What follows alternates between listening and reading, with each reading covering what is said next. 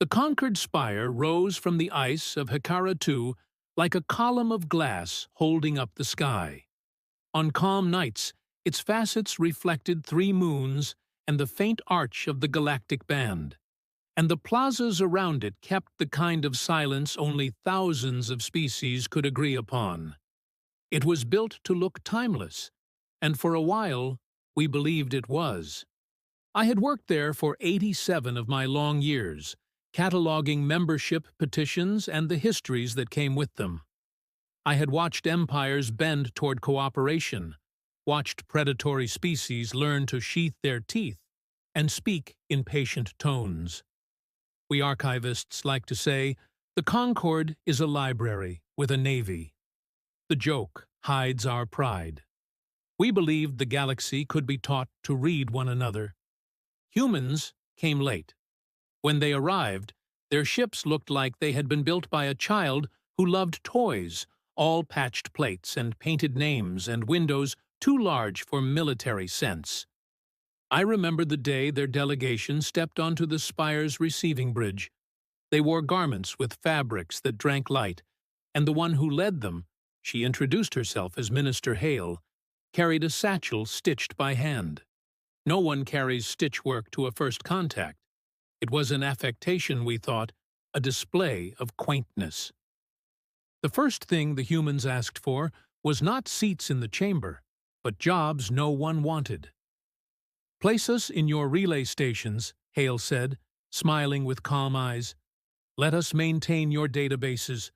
We are good at keeping things from falling apart." I watched as councils laughed about it. Their little world asked to be the glue. They were given small postings on empty moons and in old refineries, for the Concord had 1,000 places where neglect had crept in with quiet feet. The humans took them all. In 3 years, we had to invent a new honorific, Caretaker member. In 7, their people could be found in every port and listening post. The ones who kept spare seals in the right drawer, who traced wiring with their fingers until they knew it by feel. The Treaty of Keithy poured refugees through the spire by the tens of thousands. Human volunteers set up cots and served stew. Their ships were not fast, not beautiful, but somehow they arrived where they were most needed, and they did not complain when all they were told was, "Hold the line." We liked them for their smallness. It is a comfortable thing, liking someone for not threatening you. When the first broadcasts from beyond the Perseid Gap arrived, a hiss of static filtered into language, and within it, a pattern like a child humming, we did not yet know to be afraid. The unknown transmitter announced itself in a dozen names that meant almost nothing, and one that made the chamber murmur, "Scavenger Sovereignty." The old histories had a page on them, a rumor about a civilization that stripped the dead. A scavenger empire was a worry. We have seen such empires rise, kill, and fade. We did what the Concord has always done in the face of worry. We sent envoys and treaties and felt brave for our restraint. It was not the scavenger sovereignty. What came through the gap a year later was not a fleet, but a storm. Our sensors rendered it as a pale sheet of noise before it resolved into geometry. Vessels that did not hold a single shape, but shifted in long cycles, like breathing. The first of our sentry platforms hailed them. The storm brushed those platforms aside as a hand brushes aside cobweb. Ghost reports flooded the spire. Ships failing in unison without damage, crews falling asleep and not waking, computers rewriting themselves into silence. By the 3rd day, we had a name for the storm, coined by a terrified analyst who later refused any honors: the hush. Years have trained me to write without embellishment, but I struggle with the hush. It made a kind of peace no one wanted. It turned battlefields calm. Where it passed, engines subsided, weapons forgot their urgency and refused to fire, and sensors told stories about empty space. Its craft, if craft is the right word, latched onto ours and did not kill our crews. The crews simply lost the will to move. I read a transcript of an open channel from the patrol ship Sadim the night before we lost it. The captain whispered that it felt like nostalgia. I kept thinking about warm light, he said, and then the channel went quiet. The Concord marshaled fleets. The armatures of Corsi folded in, the Gleason Syndic's accelerated, the Ayanar with their brilliant mirror sails spread like butterflies beneath starlight. The hush moved on their maps like mist.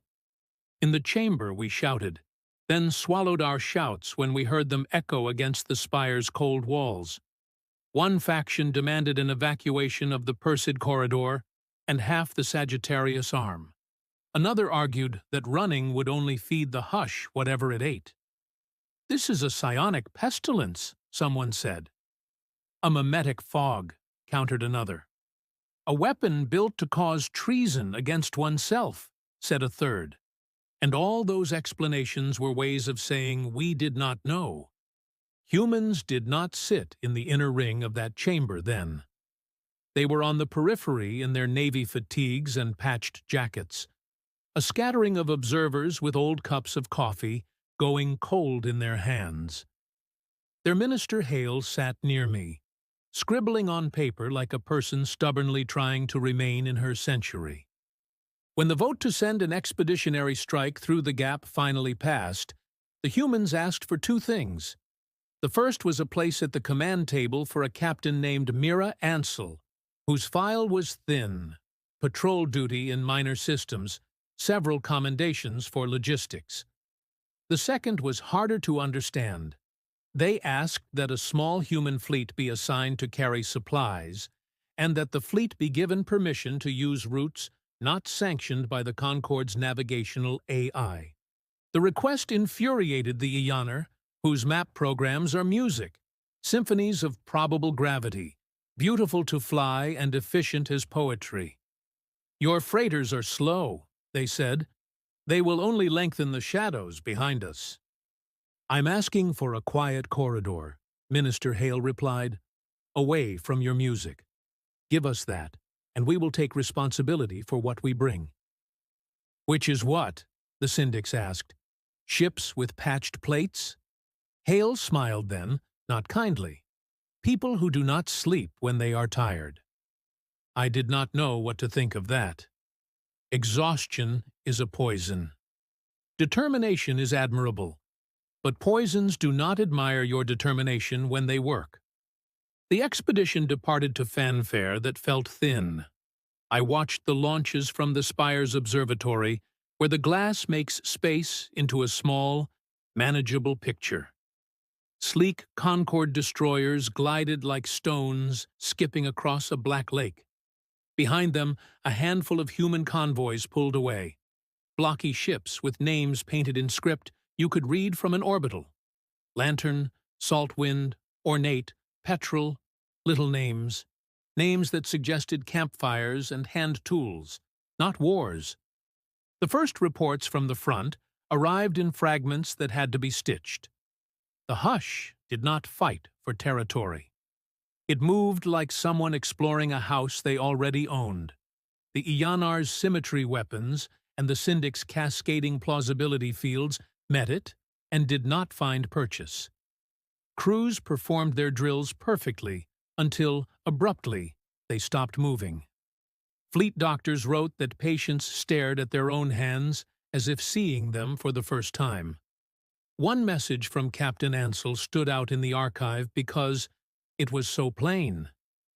"The hush erases reasons," she wrote. "When reasons go, habit remains.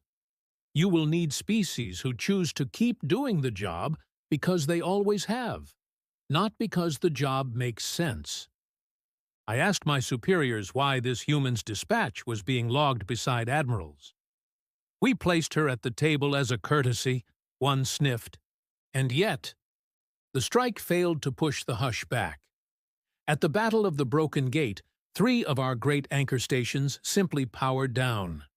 Docking clamps loosened on their own. It was as if our infrastructure had grown tired of holding. The Armada retreated in good order, because the Ayanar insist on good order even while fleeing.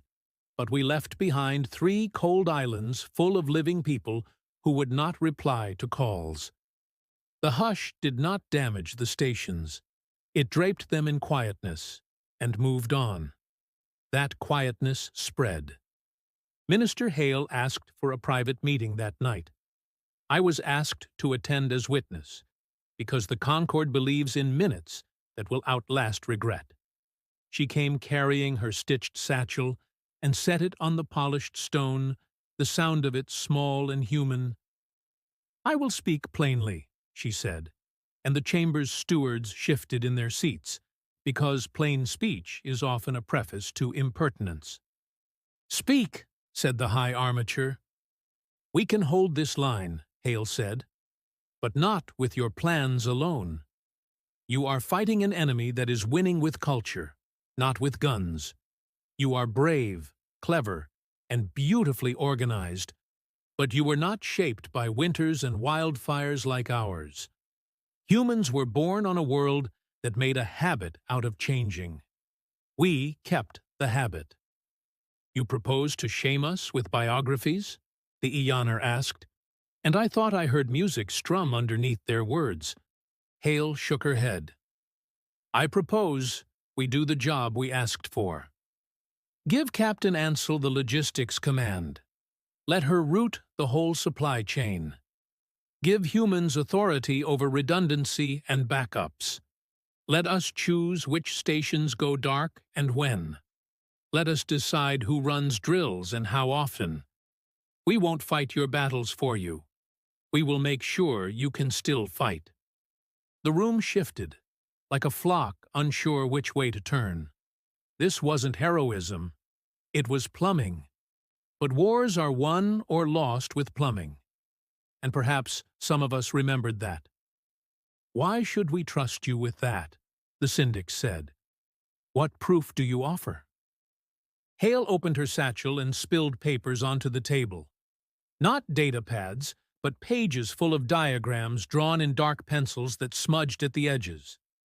"Because we've been doing it already," she said. "You gave us your overlooked places. We turned them into spare lungs. There are caches in your cometary clouds you haven't noticed because they look like rocks. There are maintenance drones with names like June and Feather that are ours, because we painted them nice and asked them not to tell you unless you ask the right way. We have been running fire drills in your empty halls. You think of us as hospitable tenants. We are the caretakers we said we'd be." The quiet that followed was not shocked. It was alarmed, then remeasured. The armature stared at the graphite scuffs on the polished stone as if asking whether this smudged message could truly be the one to tip an alliance. "You are describing subterfuge," he said at last. "I am describing preparation," Hale said. "We did not hide these things. We documented them, filed them, and told your middle administrators, because middle administrators actually read. If none of you at the top noticed, that's not a crime. We've been practicing because something like this always comes. We didn't know its name. Now we do." It is difficult to explain the flavor of the fear that passed through the chamber then. Some of it was resentment at being shown up by a small species with smudged drawings. Some of it was anger at the implication that we had made a habit of not noticing.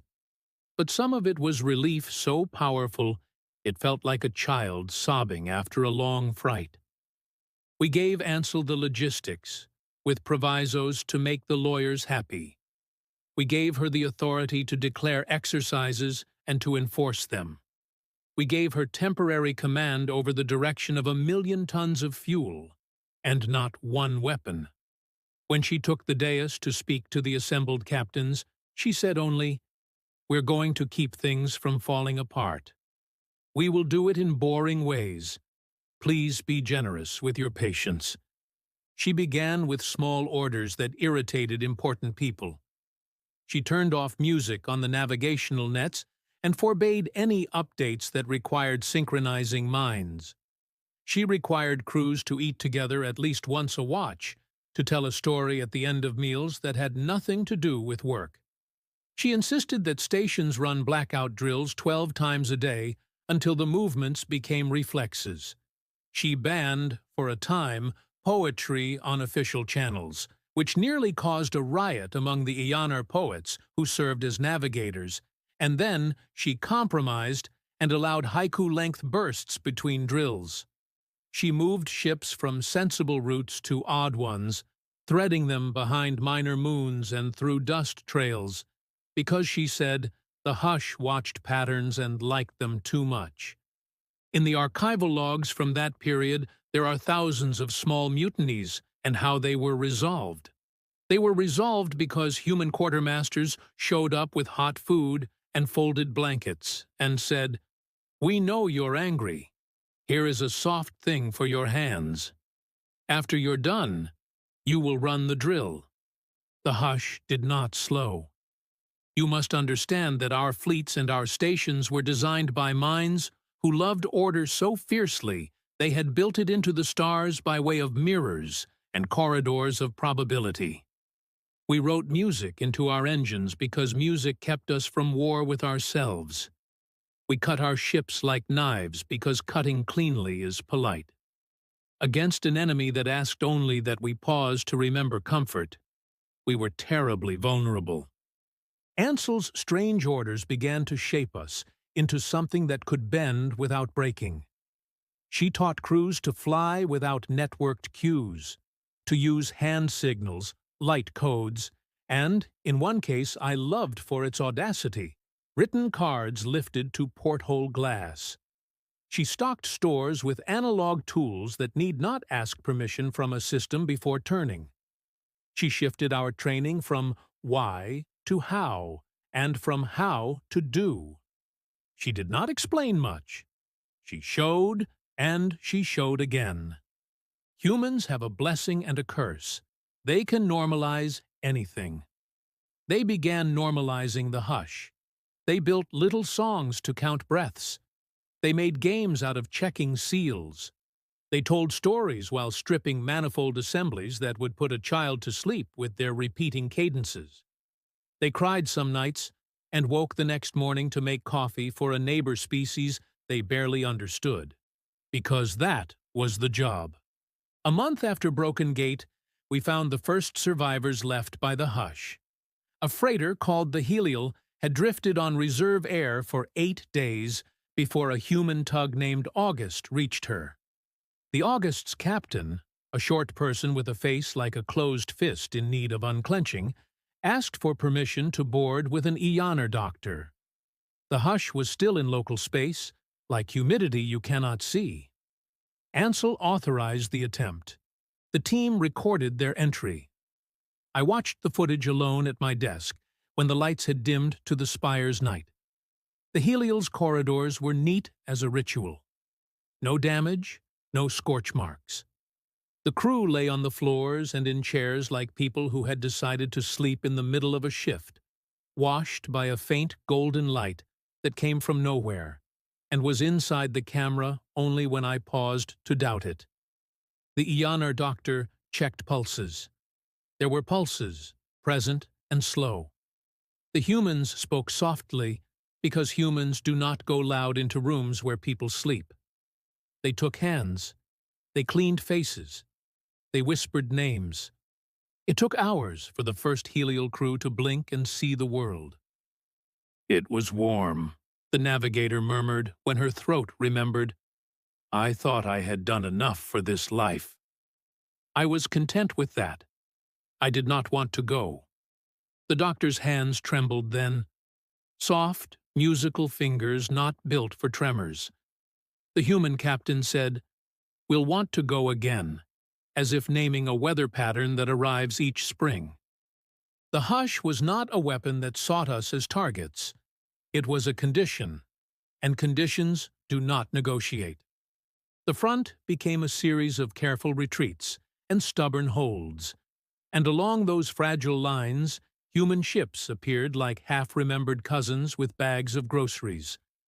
They ran resupply to planets that had nothing to trade but hope, then stayed to show the people how to build water filters from parts meant for weapon mounts, with a quiet, almost embarrassing cheerfulness that made some of us weep when no one was watching. They taught species with centuries-long lives how to count breaths to 4, because sometimes 4 is long enough to break a spell. When I say they taught, I do not mean that they lectured.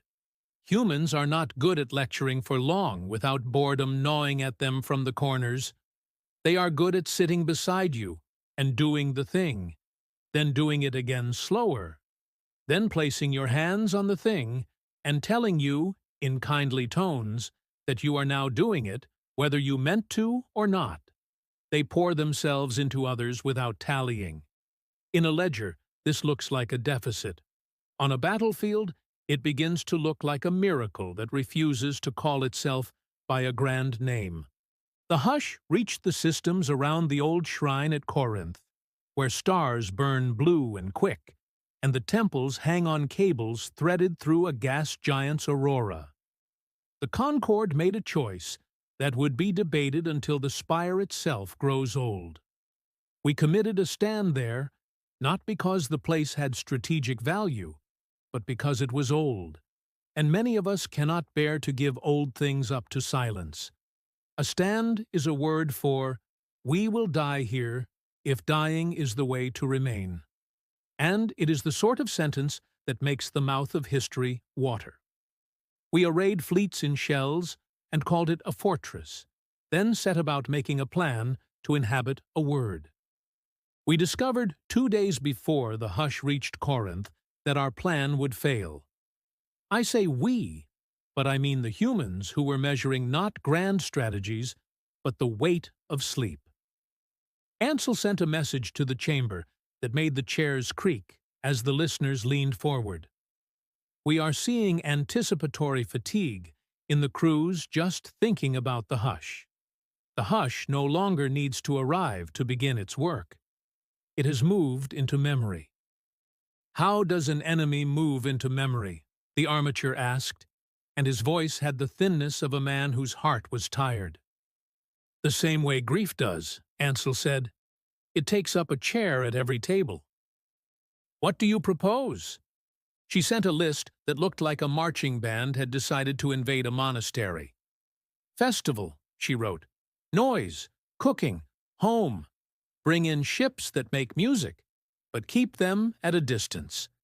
We will broadcast the memory of living. We will keep people from becoming empty rooms before the hush arrives. We laughed behind our hands. You do not fight a condition with stew. We have medicines. We have harmonic shunts and mirror lattice wards and disciplines of mind that have lasted a millennium. Ansel said, those too, but also stew. Then she sent a cargo manifest listing spices in weights that made the procurement officers blink, and a note to the Ioner navigators. Your poems are sharp. We need poems that are warm. Write recipes as verse. Give them meters that can be sung while stirring. I am old enough to know when a ridiculous idea is the right one. We authorized the festival because denying the festival would have been admitting that we were already making permanent places for grief. We sent out a declarative call to the trailing arm. Bring your comfort here. We need it. Ships that had been hoarding small stores opened their closets and found banners and dried fruit. The glissans rolled out vast drums for signaling and discovery. The Ioner wrote odes to bread. At Corinth, the skies around the blue star filled with kitchens. The first day we lit burners, a wind from the gas giant's aurora swayed the cables and laughed at the smell of cumin.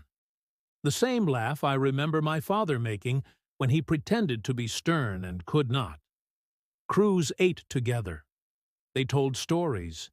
They played games where the rule was that no one could win, until everyone laughed. They looked at photographs of the places they'd come from. They took naps on task schedules posted with permission slips that were poems. They kept the drills running in the spaces between, not because the drills mattered more than the stew, but because the stew needed to be protected. We were loud. We made a deliberate noise that felt like a beacon, and many of us were afraid the hush would see it and come faster. Perhaps it did. It arrived with the same pale shift on the sensors, and the music of the navigational nets blunted, because we had cut the habit of relying on them like crutches. The hush crossed the last of the sentry shells as if wading into a warm bath. The aurora around Corinth flared to a color no one had named, so the Eoner named it, with a chord that could only be played with 7 pairs of hands. Then the hush met our stew. That is not a sentence that will be inscribed at the base of the spire, but I record it here because truth has a right to be ungainly. It met crews whose hands smelled of garlic, whose uniforms were stained with cinnamon and grease. It flowed across hulls, and the old reflex of shutting down began, motors easing, screens dimming, but hands did not leave their work because the work had become as automatic as breathing. People were in the habit of finishing what they started because the person next to them would need them to finish, and later that person would bring them a bowl and a story. The hush asked for surrender. Habit answered with, "Just a moment," and moments grew into hours. In the inner orbits, where the cables of the shrines hung, the hush tried a new pressure. It amplified memory, not of comfort, but of rest. It laid old fatigue upon new, and even sturdy habits can slump. This is where the human plan revealed its edge. Our crews had memorized not just procedures, but one another's faces. When a navigator's eyes went unfocused, her partner touched her shoulder in a pattern they had practiced. 2 taps, 1 press. The pattern that said, "I am here, stay until my hand goes." When a gunner's hands slowed, the crew sang a recipe in his ear, and he smiled despite himself because he wanted to taste it again. When a command AI asked gently for permission to relinquish its cycle toward sleep, a human engineer denied it theatrically, then pinned a paper medal to its casing when it grumbled but obeyed. We had never thought to give our machines a theater to play in, but the humans had, and the machines played gladly if it meant they, too, could belong to a story. The hush is not a mind, or if it is a mind like tides. You can resist tides for a time by bracing, but endurance belongs to stones that are patient, and to people who cannot help but cooperate. The festival did not defeat the hush, but it made the hush work for every breath. While it worked, Ansel moved the pieces we had not known we owned. I must write now about the Quiet Fleet. We discovered, during Corinth, that the humans did not just prepare soup and drills. They had built a fleet the rest of us did not notice, because it did not look like a fleet. If you wish to hide a weapon in a library, bind it like a book. The Quiet Fleet was bound like merchantmen and maintenance drones, and the sort of clutter no admiral sees because he believes clutter will tidy itself up if he shouts at it kindly enough. They had dredgers that were also torpedo platforms if you knew how to open the service latches. They had fuel scows, whose tanks were baffles for pulse charges tuned not to explode, but to peel off the hush's layers like damp cloth. They had repair tenders that could cut a hull and reseal it in moments, because sometimes the only way to save a room that is falling asleep is to make a new door in the wall and drag people through it. They had, most astonishing to me, courier boats that could weave through gravity in ways that made Eoner poets swear friendship for life. We called them the Loomers, because their trajectories laced battlefields together. "Why didn't you tell us this?" the armature demanded of Hale, not angry so much as injured, like someone who has discovered that the person he thought of as gentle has calluses like his own. "We did," Hale said. "You weren't listening to the parts that didn't look like battles." They unleashed the fleet without fanfare. There were no speeches. No name was given to the offensive, because humans have a superstition about naming things before they're done. The loomers carried coded packets that were not commands but encouragement. Yes, you can. Yes, we are. Yes, you will. No, not yet. Now. They nudged our formations like a hand at your back when you hesitate on a stair. Then came the piece of the plan that felt like a confession. Ansel call-signed it the Tidebreaker. She did not clear it with the chamber. She sent a single sentence to the command net. "I am about to do something impolite on your behalf."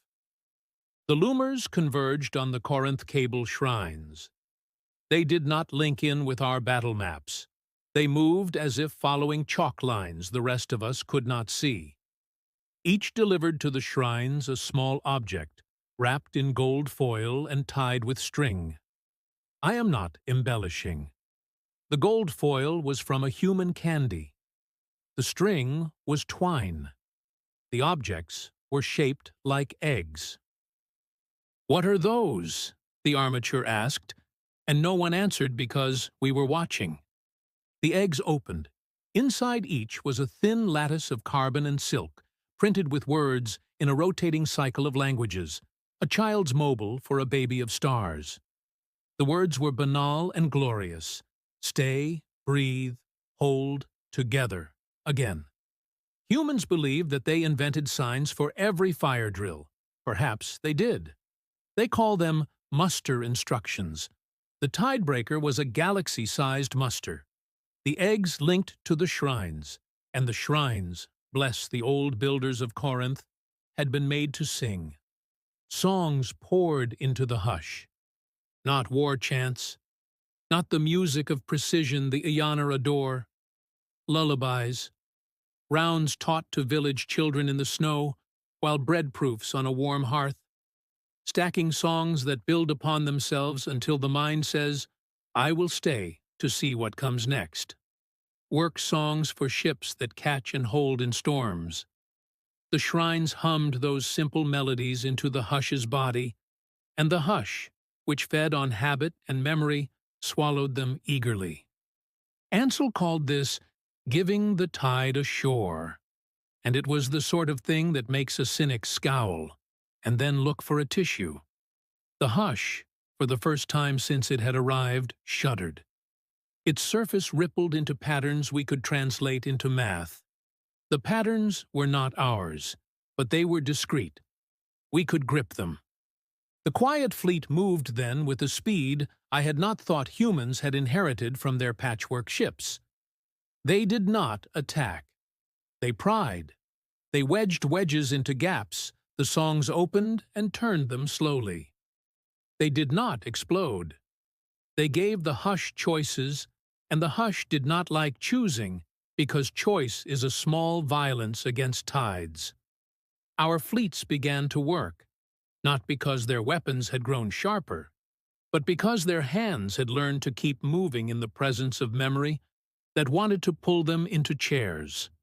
The hush tried something last. It magnified not rest, but compassion in the worst way. It reminded crews of all the people they had left behind. It swamped them with guilt for being alive. Humans are susceptible to that.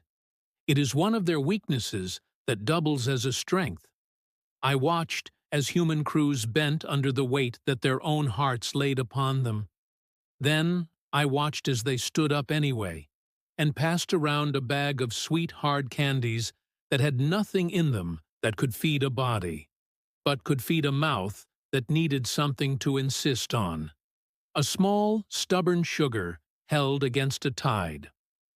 On the station called Ceres Rest, not named for me, though friends like to pretend, an Aeonar navigator faltered. A human petty officer took his hand and said, You don't have to be stronger than this for more than a minute. I will count it with you. They counted together to 60. Then they started again. I saw that in the logs and began to cry in the archive's quiet. It does not read like war, but it was. The hush receded. Not all at once, not in triumph. It peeled away from Corinth and moved back toward the gap like fog burned off by a sun that refuses to rise any faster, no matter how we beg. In its wake, we found more sleepers and woke them patient as dawn wardens. We found structures the hush had made like reefs, rooms where memory had accreted into furniture. Humans walked those rooms and called them beautiful, in the saddest voices I have heard in the spire. There was one last movement.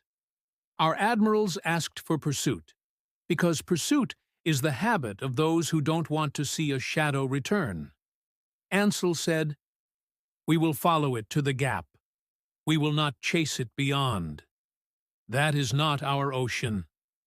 Minister Hale told the chamber a secret then, and I transcribed it knowing it would be copied in the histories, and that somewhere, someday, a child would read it and feel the right kind of chill. "We have met the hush before," she said. "Not under that name. On our own trips out, before we joined you, we found old stations in silence, small ones. We lost a few. We learned that you do not beat it with shining things. You beat it by staying up all night with friends and not allowing being content to be the same as being finished. We thought, when we learned of you, that we might be useful not because we were wise, but because we were tired and still moving. We built preparations into your halls because we build them into everything. This is neither apology nor boast. It is simply how we kept from falling apart. Now you know." We escorted the hush to the edge. It slipped through the gap and vanished into the dark halfway countries where nav maps become suggestions. The quiet fleet did not follow. The human captains called their crews to the mess and served meals and fell asleep at tables without embarrassment. Corinth remained. The festival banners came down because ash gathers on banners and makes them sad. People went back to drills that now felt like the ordinary movements of a life. The shrines sang less often. The recipes became a book. The Iyanar printed it and made no apologies for their notes in the margins. Someone pinned the gold foil from one of the Tidebreaker eggs to the spire's notice board. I watched delegations walk past, 1,000 different kinds of hand pausing to touch it for luck. In the chamber, we moved to the part of victory that is harder than battle. How to remember what we did together without pretending it was easier than it was. We gave medals. We wrote poems. We argued about jurisdiction. Ansel refused a title. "I would like a nap and an argument about soup," she said, and I thought perhaps there had never been a better answer. The galaxy recalibrated itself around the idea that humans could make a storm hesitate. They did not move into the inner ring immediately. That is not how belonging should work. They did not ask for more than they had asked for at the beginning. Let us keep things from falling apart. We let them because by then we knew that keeping things from falling apart is the work that makes all other work possible. We learned later that the quiet fleet had not been entirely human. There were Iyanar between decks and glissons who learned to hum human lullabies until they liked the sound, and an uneasy syndic contingent who confessed they had painted the eyes on their mask plates because a human had said, "We will see you better this way." The fleet was human in origin and in flavor, like a stew in which other hands had stirred and found a place. I am an archivist, and so I ask the question that embarrasses warriors. What was the twist, the reveal we historians love to pin to corkboards and draw red lines from?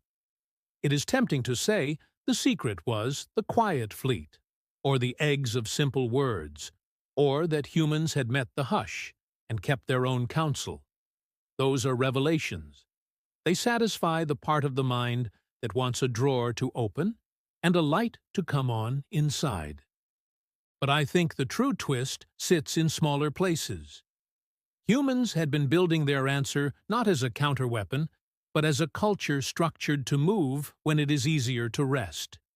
They had practiced staying, practiced finishing, practiced the hospitality that ties 1 hour to the next until you look up and realize you have crossed 3 winters. They smuggled that habit into our halls by means of kindness and cups of warm sweetness. When the hush came, we named our weapons after those things, because a fleet you call quiet and an operation you call tidebreaker might as well be labeled with a recipe: patience, stubbornness, togetherness, again. The last time I saw Minister Hale before I retired, she came to the archive with her satchel, which by then had a stain from something spilled at Corinth. She asked if she could sit with the logs of the Helial.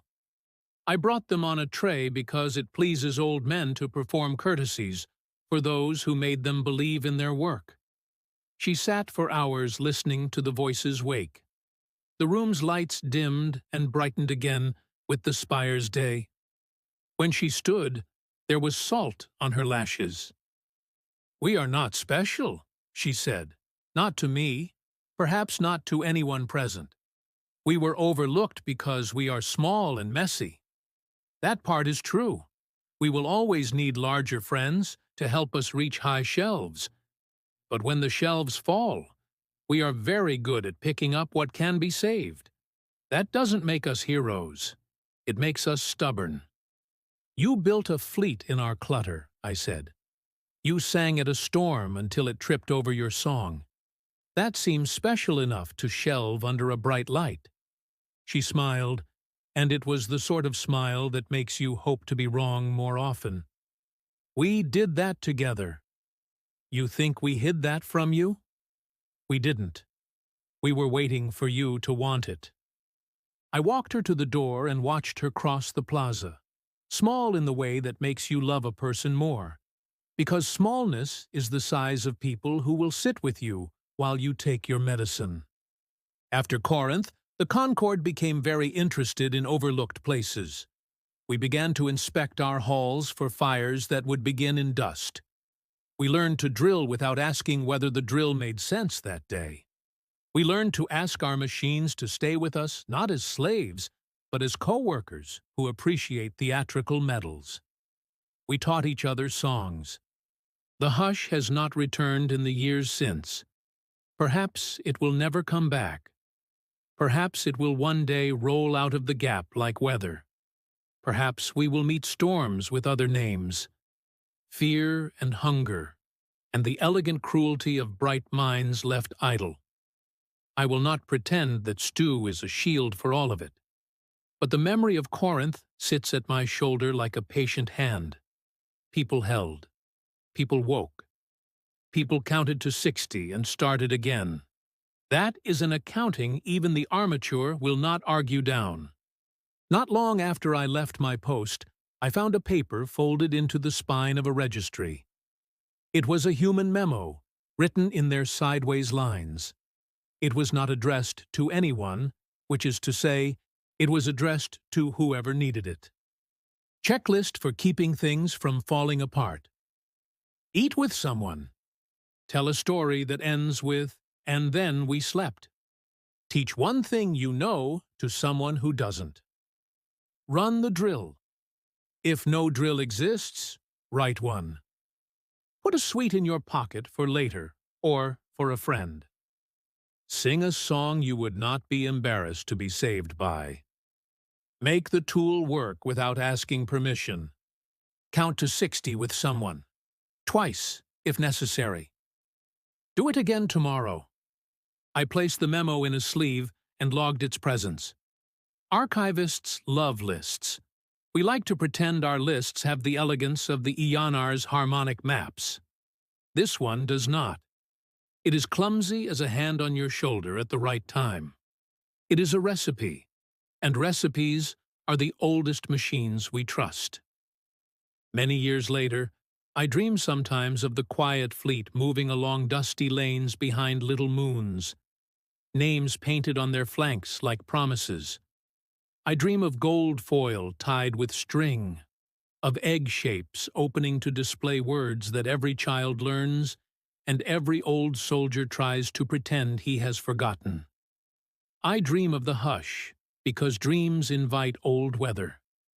In those dreams, the hush pauses at the edge of a cable and turns, not because it is afraid, but because it is curious.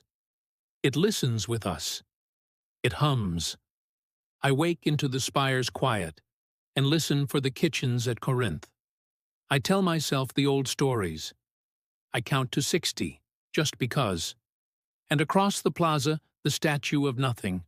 No heroes, just a blank space we have left to remind us that victory is not a person, keeps its vigil.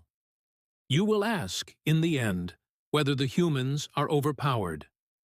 That is a word for youth and for message boards, and for people who make lists of the best swords. I am old, and my words have learned to wear sweaters. I will answer differently. Humans are overprepared. They prepare without permission. They prepare in the corners. They prepare like people who have looked at the weather and decided that, whatever comes, someone is going to need coffee and a sink that does not leak. They prepare in ways that look like living. And when a war came that dulled our reasons and asked us to sit down, they stood because someone had to ladle the stew.